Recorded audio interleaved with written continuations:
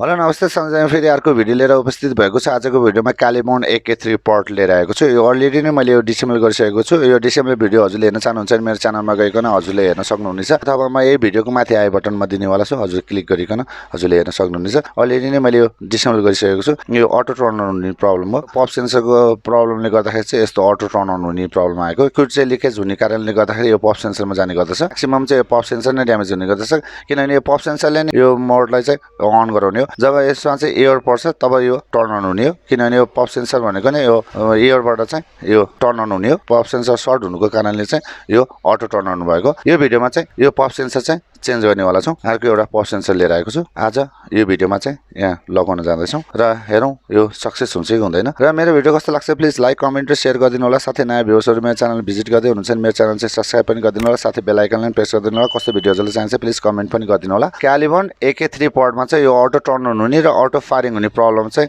यो भिडियोमा चाहिँ फिक्स गर्न जाँदैछौँ। र त्यो फिक्स गर्नु भनेको नै यो जुन यो पप सेन्सरलाई चाहिँ हामीले चेन्ज गर्नुपर्ने हुन्छ। यो अटो टर्न अन हुने र अटो फायरिङ हुने प्रब्लम चाहिँ सल्भ हुन्छ। चेन्ज गर्न जाँदैछौँ। कसरी चेन्ज गर्ने भिडियो हेर्नुभन्दा अगाडि चाहिँ मेरो च्यानलको सानो प्रोमोपछि चाहिँ यसलाई सुरुवात गरौँ है त।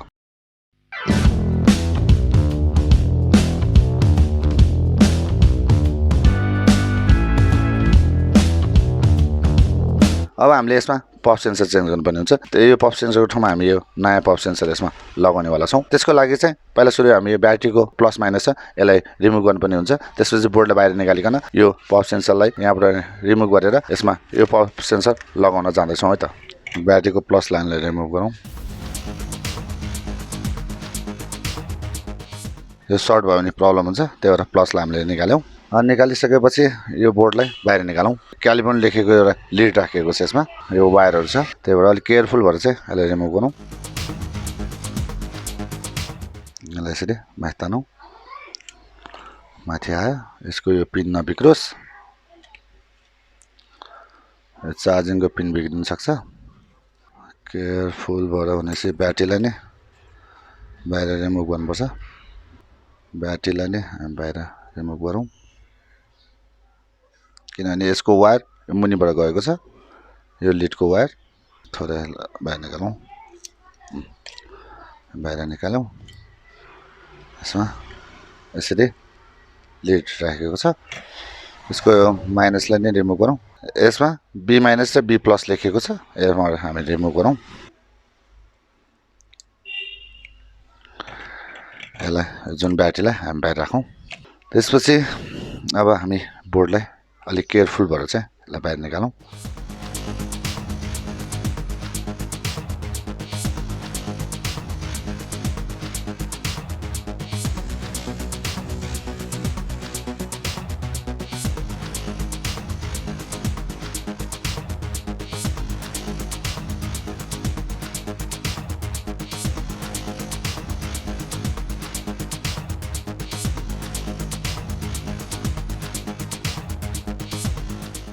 निकालौँ। यो निक्ले बाहिर। जुन यो क्यालिबर्न AK3 पडको स्मल साइजको बनाएर चाहिँ यसबाट चाहिँ यो निकाल्न चाहिँ अलिकता गाह्रो हुन्छ। यसलाई चाहिँ हामीले यहाँबाट निकाल्यौँ। निकालिसकेपछि यो क्यालिबर्नहरूमा चाहिँ प्रायः जस्तो सबै आर टाइपको एयर सेन्सर लाग्छ। यसको लागि मैले एयर सेन्सर पनि लिएको छु। यो आर टाइपको चाहिँ एयर सेन्सर लिएको छु। यो आर, यो म्याक्सिमम यो क्यालिबर्नहरूमा चाहिँ आर टाइपको लाग्छ। आर लेखेको हुन्छ नि, कुनैमा G लेखेको हुन्छ। यो यस्तो टाइपको पिनहरूमा चाहिँ RGB 3 टाइपको चाहिँ एयर सेन्सरहरू आउँछ यसमा। गुड गइकन चाहिँ पप सेन्सर ड्यामेज हुँदा चाहिँ अटो टर्न अन हुने प्रब्लम हो। अब यो चाहिँ हामी चेन्ज गरौँ। यहाँबाट यसलाई निकालौँ। निकाल्यौँ। अब यसमा यो पनि आरै छ है। अब यसको ठाउँमा यो हामी चेन्ज गर्नेवाला छौँ। अब यो फर्स्ट हामी यसलाई क्लिन गरौँ। यसरी चाहिँ हामीले यसलाई क्लिन गऱ्यौँ। यो होल बनायौँ हामीले, यसमा होल भयो। यसलाई राम्रोसित चाहिँ क्लिन गरौँ। अब यो ड्यामेज भइहाल्यो यसकै। यसको ठाउँमा हामी यो लगाउनेवाला छौँ। यसलाई चाहिँ यहाँ सोल्डिङ गरौँ। एक आपसमा टच नहोस्। लेगहरू आपसमा टच भयो भने प्रब्लम आउँछ थोरै क्लिन गरौँ पप सेन्सर हामीले लगायौँ अब यसमा एकचोटि ब्याट्री जोइन गरिकन एकचोटि चेक गरौँ बाहिरबाट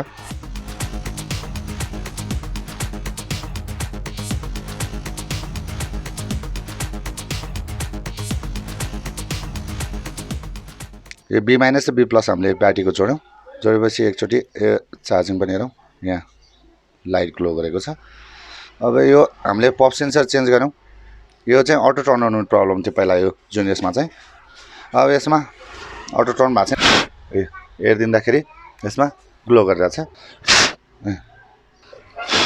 यो चाहिँ सक्सेस भएको छ यो पप सेन्सर चाहिँ यो सर्ट भएर चाहिँ यो ड्यामेज भएको पट चाहिँ अटो टर्न अन हुने प्रब्लम थियो यसलाई चाहिँ हामीले चेन्ज गरिकन सक्सेस गरेको छौँ जब हामीले यहाँ हेरिदिन्छौँ तब यो ग्लो गर्छ यो लिड ग्लो गरेको छ चेन्ज गरिकन सक्सेस गरेको छौँ यो चाहिँ म्याक्सिमम चाहिँ लिक्विड गइकन चाहिँ यो पप सेन्सर सर्ट भइकन चाहिँ यस्तो अटो टर्न अन हुने पप सेन्सर चेन्ज गरिकन यसलाई सक्सेस गरेको छौँ मेरो भिडियो कस्तो लाग्छ प्लिज लाइक कमेन्ट र सेयर गरिदिनु होला साथै नयाँ भ्युअर्सहरू मेरो च्यानलमा भिजिट गर्दै हुन्छ मेरो च्यानल चाहिँ सब्स्क्राइब पनि गरिदिनु होला साथै बेल आइकनलाई पनि प्रेस गरिदिनु होला कस्तो भिडियो हजुरलाई चाहिन्छ प्लिज कमेन्ट पनि गरिदिनु होला आजको यो भिडियोमा चाहिँ क्यालिबर्न AK3 पड चाहिँ यो अटो टर्न अन भन्ने र यो लाइट चाहिँ अटो ग्लो गरेर नि भनेको नि यो अटो टर्न अन हुने प्रब्लम हो पप सेन्सरको चाहिँ प्रब्लम थियो र हामीले पप सेन्सर चेन्ज गरिकन यसलाई सक्सेस गरेको छौँ भन्दै अर्को भिडियोमा चाँडै भेट्ने बाचा गर्दै यो भिडियोबाट चाहिँ म बिदा लिन चाहन्छु